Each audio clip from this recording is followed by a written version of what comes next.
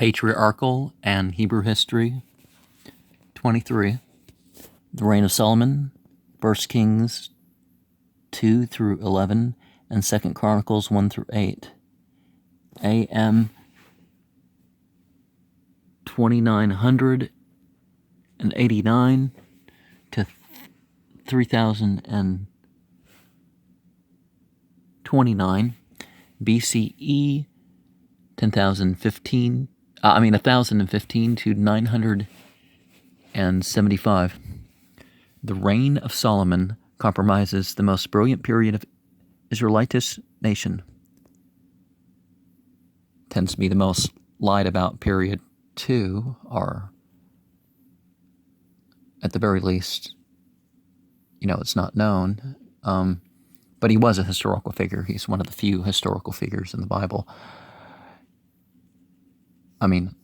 Of the Israelites or prophetic side,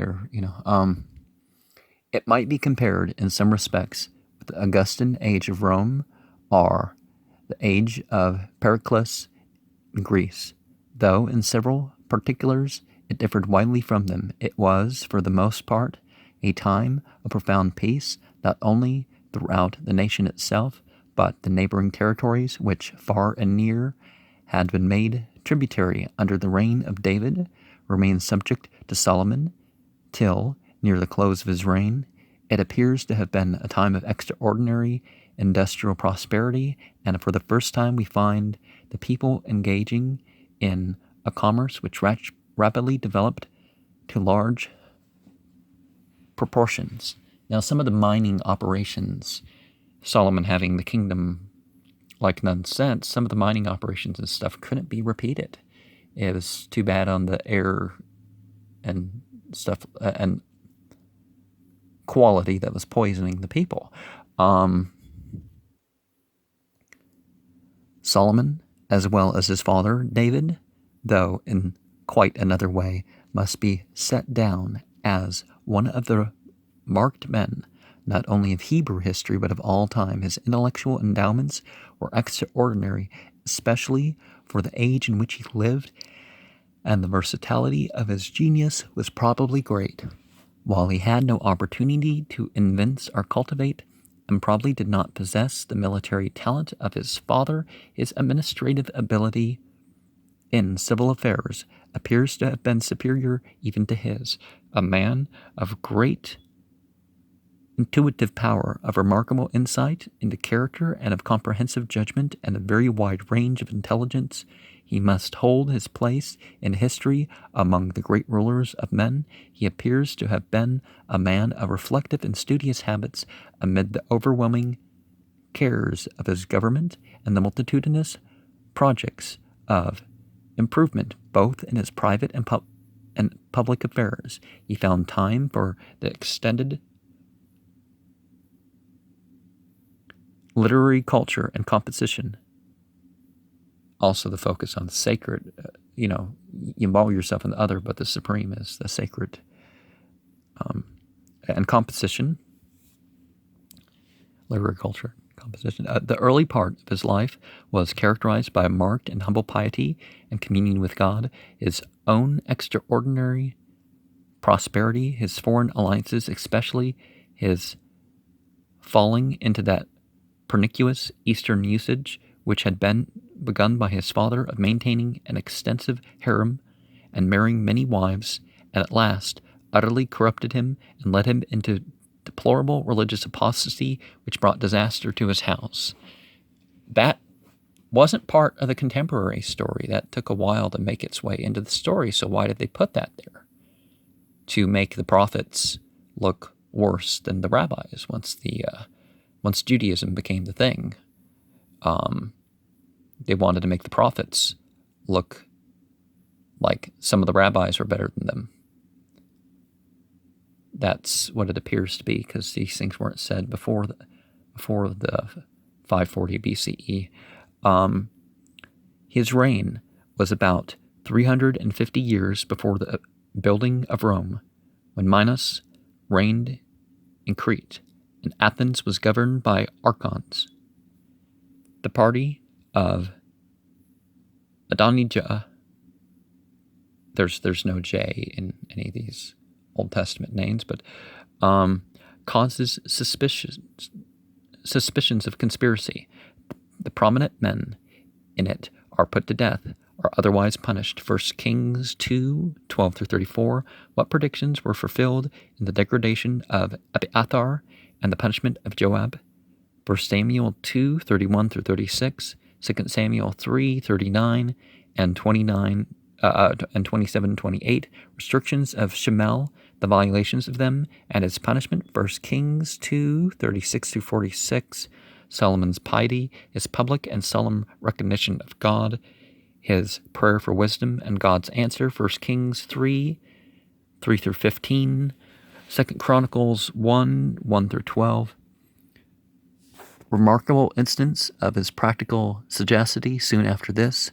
1 Kings 3:16-28 mention some of the chief officers of Solomon's government, his prime minister, 4:5, head of religious affairs, chief of war department, secretary of the treasury. Describe the commissary department of the government. Evidences of prosperity, both personally and politically. Mention some of Solomon's resources, 20-28, 2 Chronicles 1:14-17, and 9:13-28. His intellectual endowments, 1 Kings 4:29-34, account of the preparations for building the temple, treaty and amicable arrangements with the king of Tyre, 1 Kings 5:1-12, the number of men employed in securing the materials and the plan of labor, verses 8-18, 2 Chronicles 2.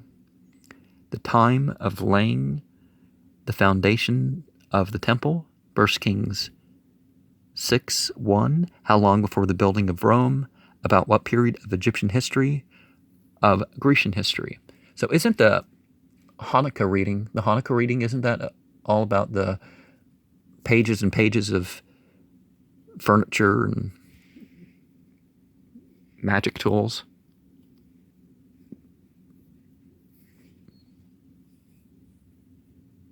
By magic, I mean, the spiritual art and science, other people, but the temple had ritual things going on.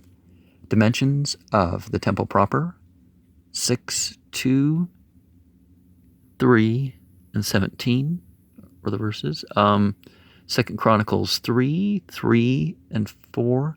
What were the more costly materials, and what the previous preparations? 1 Kings 6, 7, 9, 15, 21, 31, 34. 2 Chronicles 3, 4-9. And to have the effect, okay, it's different wearing gold and stuff like that, but can you accomplish the same things mystically without the expensive materials? And you got to ask yourself why.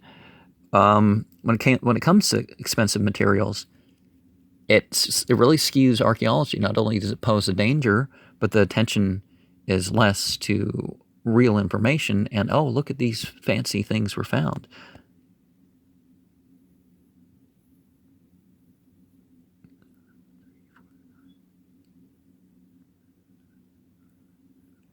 Mention some of the more prominent appointments of the temple. 1 Kings 6, 19-20, 7, 15-21, 23-26, 2 Chronicles 4, 1. Give the dimensions and capacity of the brazen sea, or laver. 1 Kings 7, 23-26. A bath equals about 8 gallons, 5.5 pints. Oh, 8 gallons. How long was the temple in building? 6, 37-38. Give some account of the dedication of the temple. 1 Kings 8, 2 Chronicles 5-7.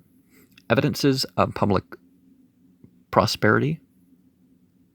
Well, I think the Hanukkah reading also includes the mention of the dimensions of the temple too. It's not just furniture and what's in it, but 1 Kings 4:17 through 28, 2 Chronicles 8:1 through 8, visit of the Queen of Sheba, her surprise.